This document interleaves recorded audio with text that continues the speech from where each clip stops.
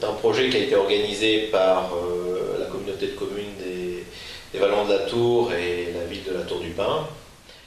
J'ai eu la chance de rencontrer Jacques Newashish, artiste québécois, autochtone, atikamekw. Et donc je suis allé à sa rencontre chez lui, au Québec. Il m'a fait visiter Montréal, il m'a fait visiter Québec, il m'a fait visiter son village, il m'a fait visiter le bois où il va chasser, pêcher, créer. C'était une belle aventure, c'était en plein hiver. Donc voilà, c'était une expérience et une découverte pour moi.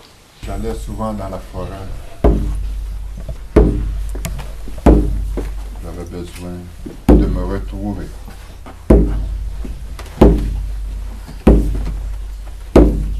J'ai marché aussi dans la forêt.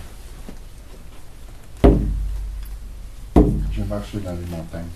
Je suis allé de lac en lac.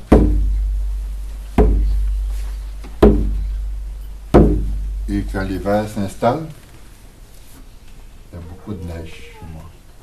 Et les lacs sont gelés. Il y a ça de glace.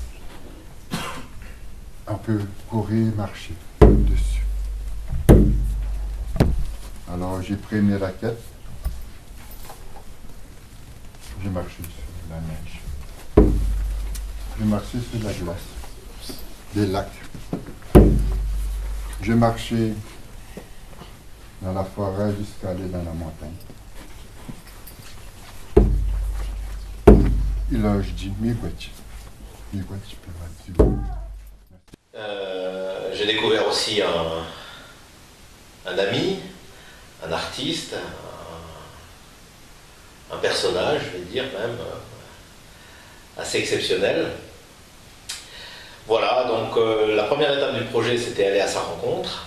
La deuxième étape était de travailler ici, en France, et plus précisément à la Tour du Pin, sur le projet. Donc lui est venu me rejoindre quelques temps après, et nous avons ensemble réalisé nos sculptures monumentales pour les villes qui participaient à ce projet.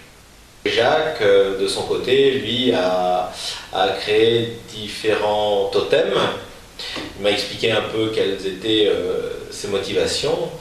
Donc, étant donné qu'on était dans une démarche un peu d'ambassadeur de culture, lui est venu en France pour représenter on va dire globalement les différentes cultures amérindiennes qu'il y a dans l'Amérique du Nord. Donc il a dans son projet intégré à la fois les totems de l'Amérique de l'Est comme les totems de l'Amérique de l'Ouest. Il a travaillé, donc il a quand même eu l'essence de bois qu'il souhaitait, même si au départ ça a été un peu difficile à trouver, mais il a eu une essence un peu comparative à ce qu'il voulait, quelque chose qui résiste au temps et qui soit surtout installé dans les règles de l'art de sa culture. Voilà, ça, il tenait beaucoup à ça. Il a un rapport, je dirais presque intime avec le bois. C'est son univers, c'est sa culture, c'est sa survie.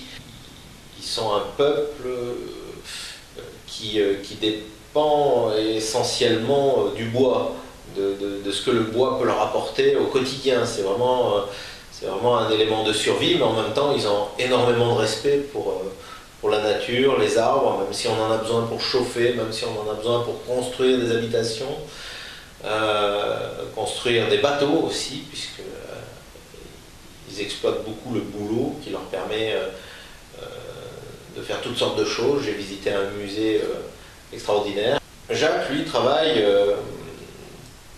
le bois essentiellement à la tronçonneuse.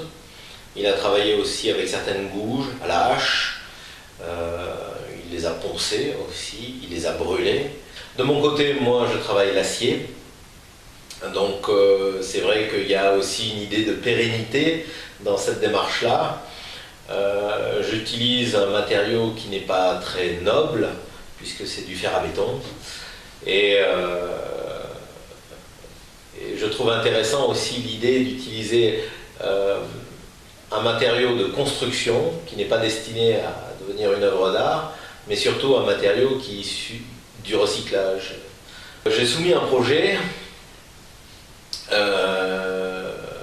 qui parlait effectivement du lien de deux cultures, du lien de deux pays, du lien de deux personnes aussi, mais c'était de façon plus générale. Moi j'ai proposé une sculpture donc en acier, comme je travaille habituellement, de deux personnages qui se rejoignent en haut de chacun une échelle.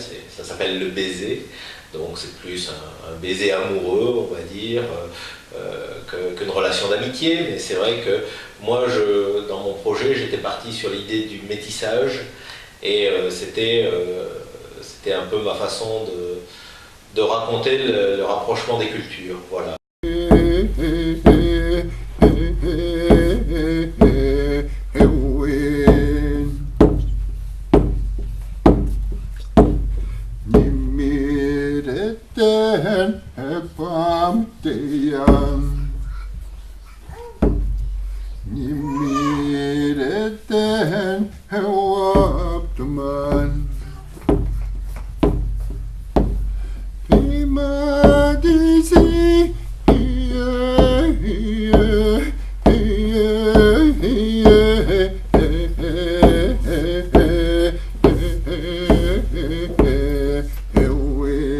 Donc nous étions dans un petit parc accessible et nous avons travaillé un mois pendant lequel justement on a élaboré notre projet. À l'issue des réalisations, nous devions les installer, donc Jacques a installé ses sculptures pas loin du cinéma de la Tour du Pin, et la mienne a été installée dans le parc de la ville de Cessieux, qui n'est pas loin non plus de la Tour du Pin. Voilà. C'était un lieu public où justement on était là pour être à la rencontre du public, les gens qui voulaient bien venir nous voir, qui voulaient découvrir ce que nous faisions, qu'est-ce que nous avions à raconter.